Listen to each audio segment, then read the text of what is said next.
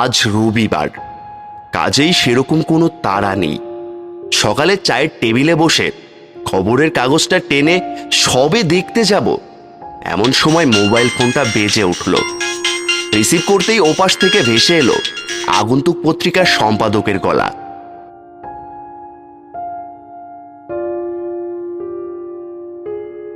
Hello নীল, ব্যস্ত আছো নাকি? না না স্যার, বলুন। বলছিলাম যে আজ একটু আসবে, মানে আমার বাড়িতেই একটু দরকার ছিল।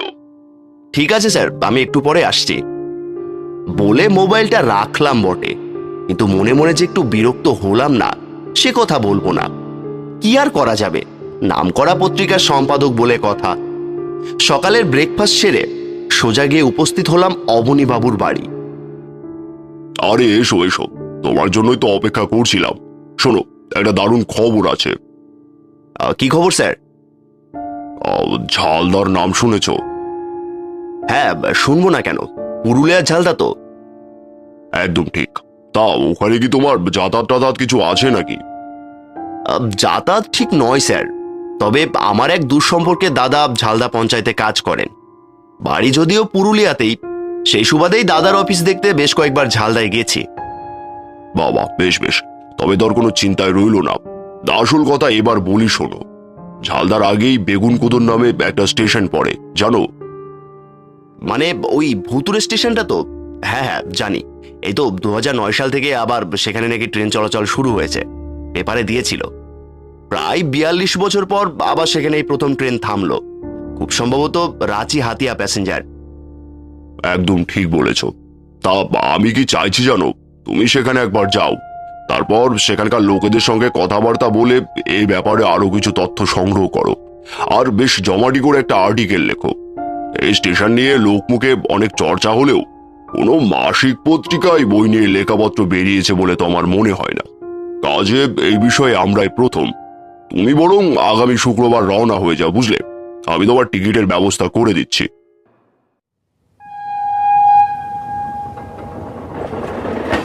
শুক্রবার রাতে হাওড়া থেকে চক্রধরপুর প্যাসেঞ্জারে চেপে শনিবার সকালে পুরুলিয়া পৌঁছালাম।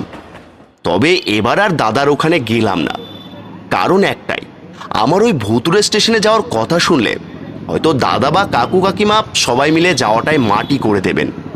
তাই একটা হোটেলে গিয়ে উঠলাম। দুপুরের খাওয়া দাওয়া সেরে বিকেলের ট্রেনে বেগুনকোদরের দিকে রওনা দিলাম। সচরাচর ট্রেন ঠিক মতোই চলে, তবে আজ একটু অন্য ঘটনা ঘটল। বিকেলের দিকে আদিবাসীরা কি কারণে যেন ট্রেন অবরোধ করেছিল, তাই কয়েক ঘন্টা রাস্তা পৌঁছতে লেগে গেল প্রায় 7-8 ঘন্টা।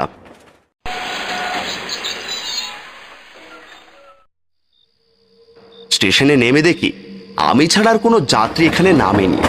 প্ল্যাটফর্ম সম্পূর্ণ নির্জন। কে জানে ঠিক জায়গায় নেমেছি তো? খানিকটা এগিয়ে গিয়ে দেখি, না, কোনো ভুল হয়নি। প্ল্যাটফর্মের একমাত্র পোস্টের আলোয় দেখলাম একটু দূরেই হলুদ বোর্ডে লেখা রয়েছে বেগুনকোদর। আর 7-5 না ভেবে আমি সোজা স্টেশন মাস্টারের ঘরের দিকে রওনা হলাম। কিন্তু সেখানে গিয়েও হতাশ হতে হলো। স্টেশন মাস্টারের ঘরে কোনো আলো জ্বলছে না। গেল কোথায় সব? রাতে কি তবে কোনো স্টেশন মাস্টার এখানে থাকে না? আশেপাশে কোনো বাড়ির চিহ্ন পর্যন্ত নেই। চারপাশে বিস্তৃত মাঠ, মাঝে মাঝে মাটির ছোট ছোট ঢিবি আর তাল গাছ। ভীতু বা দুর্বল নার্ভের লোক আমি নই, কিন্তু এই স্টেশনে রাত কাটিয়ে দেওয়ার পরিকল্পনায় কিছুতেই আমার মন সায় দিল না। তার একটা বড় কারণ, এলাকার আশেপাশে দুষ্কৃতীদের বাড়াবাড়ির খবর প্রায়ই কাগজে পড়ি।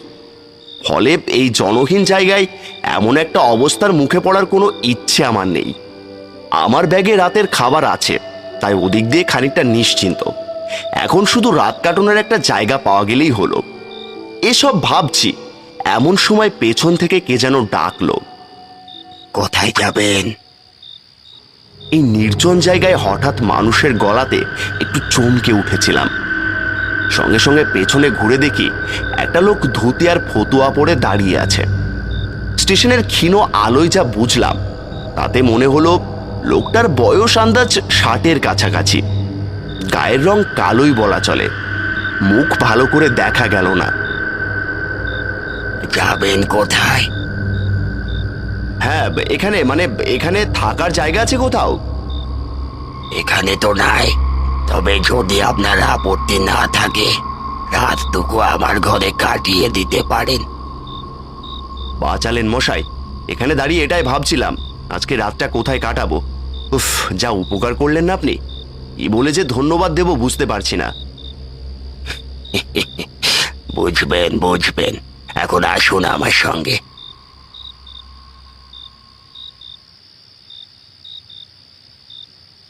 বলেই আমার আগেই হাঁটা শুরু করলেন। আমিও তাকে অনুসরণ করলাম, কিন্তু একটা খটকা খানিকক্ষণের মধ্যেই আমার মনের আনাচে কানাচে ঘুরতে লাগলো।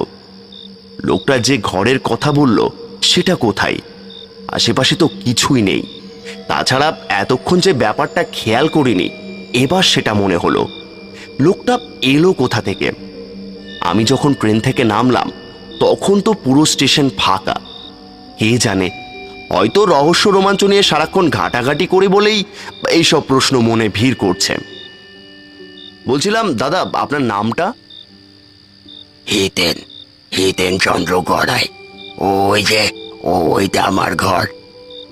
দেখলাম সত্যিই হাত দশেক দূরে একটা ছোট ঘরে কেরোসিনের বাতি জ্বলছে।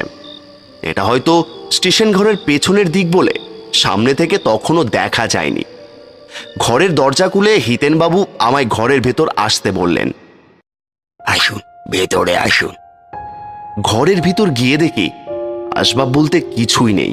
দুটো চৌকি, একটা টিনের বাক্স আর দড়িতে ঝুলানো রোজকার জামা কাপড়, এই যা। আপনার আর কেউ নেই? না, আমি বিয়ে করি নাই, একলাই থাকি। স্টেশন বাবুর ভাই ফরমাস খেতে দি, রান্না করে দি, তাতেই আমার চলে যায়। আচ্ছা, এখানকার স্টেশন মাস্টারের দেখা পেলাম না, কোথাও গেছেন নাকি?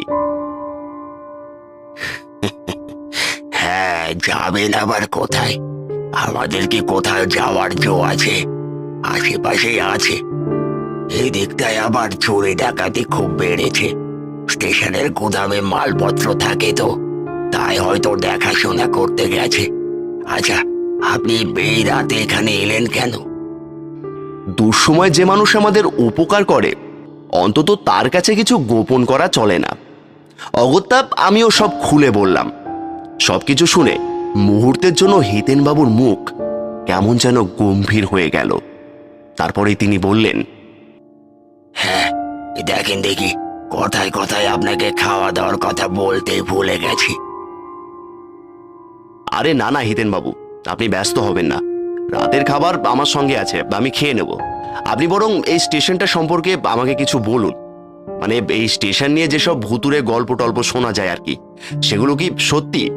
কোনো এক মেয়ের আত্মা নাকি রেল লাইনের উপর হেঁটে বেড়ায়, আপনি দেখেছেন কখনো? হিতেনবাবু এক ঝলক আমার মুখের দিকে তাকিয়ে আবার চোখ নামিয়ে নিলেন, বললেন, গল্প তাই হবে, কিন্তু আমার কাছে তো মনে হয় এই মাত্র সেই দিন ঘটলো ঘটনাটা। আমি যে নিজের চোখে ঘটতে দেখেছি। সে আজ থেকে প্রায় 40 বছর আগেকার কথা হবে। আমাদের গ্রামের এক মেয়ে শিউলি, তার সাথে বিয়ে হয়েছিল পাশের গ্রামের একটা ছেলের, নাম হরেন মাহাতো। দুজনকেই চিনতাম। শিউলিকে তো আমি হতে দেখেছি, আমায় কাকা কাকা বলে ডাকতো। তা বিয়ের প্রথম কয়েক মাস বেশ ভালোই কাটলো, কিন্তু তারপরে শুরু হলো উৎপাত। হরেন রোজে মদ খেয়ে সে শিউলিকে মারতো। সেই ছোট থেকে শিউলিকে দেখেছি। আমার নিজের মেয়ে থাকলে হয়তো ওর বয়সী হতো, তাই ওর কথা ভেবে খুব খারাপ লাগতো। মা মরা মেয়ে, বাপটারও শরীর ভালো ছিল না, কোন দিন মরে যাবে সেইভাবে কোনো মতে তার বিয়ে দিয়েছিল। কিন্তু হলো তার উল্টো, বাপ বেঁচে গেল, মরলো মেয়েটা। সেদিন রাতে স্টেশন বাবু গুদামের দিকে দেখতে গিয়েছিলেন, আর আমি স্টেশনের বেঞ্চিতে শুয়ে একটু গড়াচ্ছিলাম। বাইরে বেশ হাওয়া দিচ্ছিল, তাই হয়তো চোখটাও সবে লেগে এসেছে। এদিকে আবার মালগাড়ি আসবারও সময় হয়ে গেছে। এমন সময় শুনি একটা মেয়ে মানুষের গলা, ফুপিয়ে ফুপিয়ে কাঁদছে। এত রাতে এখানে মেয়ে মানুষ এলো থেকে এই ভেবে ধরফড় করে উঠলাম।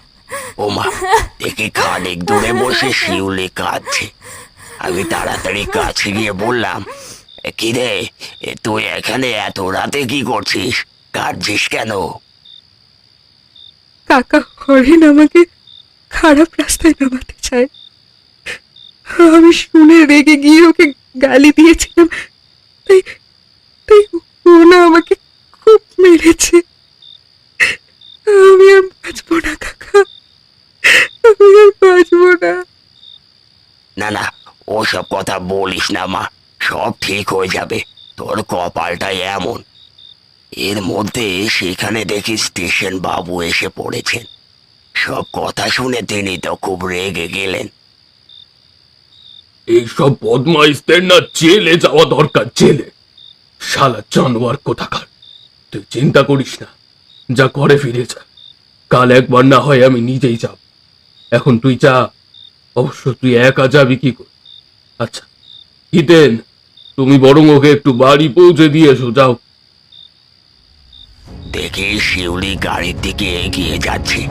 আমি ওকে ধরার জন্য চিৎকার করে ছুটে গেলাম। শিউলি, যাস না, যাস না মা, যাস না, দাঁড়া দাঁড়া, যাস না মা, ওরকম করিস না শিউলি। কথা পুরোতে না পুরোতে এসে এক ঝাঁপ মারলো মালগাড়ির সামনে। তারপর বিকট চিৎকার। ভগবান, সে কি দৃশ্য আপনাকে বলে বোঝাতে পারবো না। গাড়ির গায়ে তখন ওর সাদা শাড়ির ছেঁড়া টুকরোটা লেগে উঠছে। হিতেনবাবুর এতটা বলা শেষ হয়েছে, ইতিমধ্যে কেরোসিনের বাতির ওই আলোয় পরিবেশটা যেন একটু থমথমে হয়ে উঠেছিল। হিতেনবাবুর বলার ভঙ্গিতেই হোক আর ট্রেন যাত্রার ক্লান্তিতেই হোক, আমার ভেতরটা কেমন যেন কুকড়ে আসছিল। এমন সময় ঘরের মধ্যে দেখলাম একটা কালো ছায়া লম্বালম্বিভাবে পড়েছে। আমি একটু চমকে গিয়ে বাইরে তাকালাম। হিতেনবাবু চৌকি থেকে নেমে বাইরের দিকে তাকিয়ে হেসে বললেন, আসেন স্টেশন বাবু, এই বেনার সঙ্গে একটু কথা বলছিলাম। বলতে বলতে ঘরের মধ্যে প্রায় হিতেনবাবুরই সমবয়সী একজন ভদ্রলোক প্রবেশ করলেন। তার পোশাক পরিচ্ছদ দেখে মনে হলো ইনি স্টেশন মাস্টার। ঘরে ঢুকেই আমায় ভদ্রলোক বললেন, এত রাতে কি করছেন মশাই? হ্যাঁ, কি আর করি, আবার প্রথম থেকে সবকিছু বলতে হলো। আসুন না, আপনি চলুন আমাদের সঙ্গে।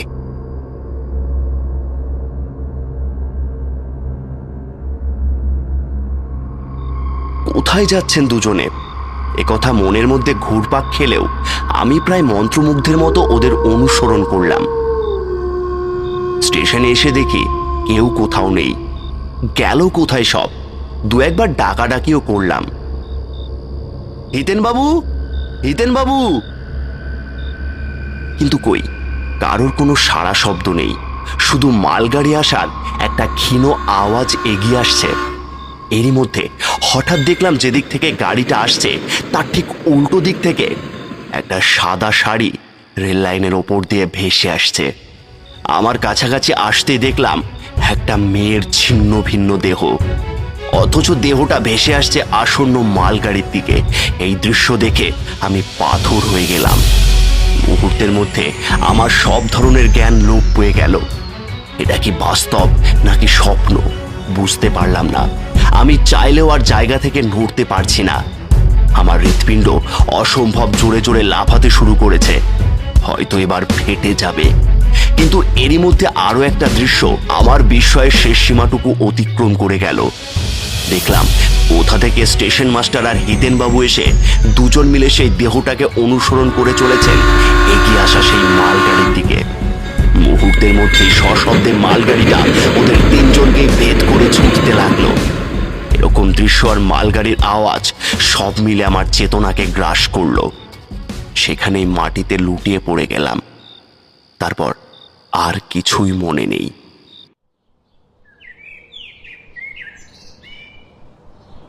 যখন জ্ঞান ফিরল তখন সকাল হয়ে গেছে। আমি সেখানেই পড়েছিলাম। ধীরে ধীরে রাতের সব কথা মনে পড়ল। কিন্তু তখনও সবকিছু যেন গত রাতের এক ভয়ানক স্বপ্ন বলেই মনে হচ্ছিল। কোনো রকমে আমি উঠে আসতে আসতে হিতেনবাবুর বাড়ির দিকে রওনা হলাম। আশ্চর্য, বাড়ি কোথায়? এ তো ঝোপ জঙ্গলে ঢাকা একটা ভাঙাচোরা জায়গা। আমার মাথাটা কেমন যেন ঘুরতে লাগলো, আমার সব গুলিয়ে যাচ্ছে। তাহলে কি সবই স্বপ্ন, নাকি আমিও আর বেঁচে নেই, মারা গেছি? আর কিছু ভাবতে পারছি না আমি। কোনো রকমে হাঁটতে হাঁটতে গেলাম স্টেশনের দিকে। স্টেশনের একটা বেঞ্চিতে বসলাম। খানিকক্ষণ পর প্যান্ট শার্ট পরা এক ভদ্রলোক এসে স্টেশন ঘরে ঢুকতে যাবে এমন সময় আমাকে দেখে আমার দিকে এগিয়ে এলেন। কি আপনি কোথায় যাবেন? প্রশ্নের বেশ কিছুক্ষণ পর আমি নিজের পরিচয় দিয়ে সব কথা খুলে বললাম। সবকিছু শুনে ভদ্রলোক যেন আকাশ থেকে পড়লেন। সর্বনাশ, কাল আপনি এখানে ছিলেন? আপনার পরাত ভালো মশাই। ওহো, আমার তো শুনেই গা হাত পা কেমন ঠান্ডা হয়ে যাচ্ছে। চলুন চলুন, আমার সঙ্গে আমার কেবিনে চলুন। আমাকে নিজের কেবিনে নিয়ে গেলেন। জানলাম এই ভদ্রলোকই এখানকার স্টেশন মাস্টার, নাম মনোজ রায়। তার মুখেই শুনলাম, প্রায় বছর 40-এর আগের ওই মেয়েটি মারা যাওয়ার পর এখানে আরো দুজন মারা গিয়েছে। একজনের নাম হিতেন গড়াই, আর আরেকজন তখনকার স্টেশন মাস্টার। এরপর থেকে অনেকেই ওই 3 জনকেই স্টেশনে রাতে ঘোরাফেরা করতে দেখে। এখানে রাতে কেউ থাকে না। আপনার ট্রেনটা কাল লেট করেছিল বলে আমিও চলে গিয়েছিলাম। মালগাড়ির ইঞ্জিন ড্রাইভারদের মধ্যে অনেকেই নাকি দেখেছে ওই মেয়েটার প্রেতাত্মার পিছনে ওই 2 জন লোক ছুটে আসছে, যেন তারা মেয়েটাকে বাঁচাতে চায়। এই কারণে এতদিন ধরে এখানে রাতের দিকটায় কোনো ট্রেন থামতো না। মনোজবাবুর বদান্যতায় তারই কোয়ার্টারে গিয়ে স্নান খাওয়া হলো। ভদ্রলোক সত্যিই অমায়িক, তার উপর কলকাতার বাসিন্দা, চাকুরি সূত্রে এখানে রয়েছেন। তাই আমার প্রতি তার সহানুভূতির কোনো ত্রুটি রইল না। তারপর বিকেলে চক্রধরপুর প্যাসেঞ্জারে চেপে সকালে সোজা ঘরের ছেলে ঘরে ফিরলাম।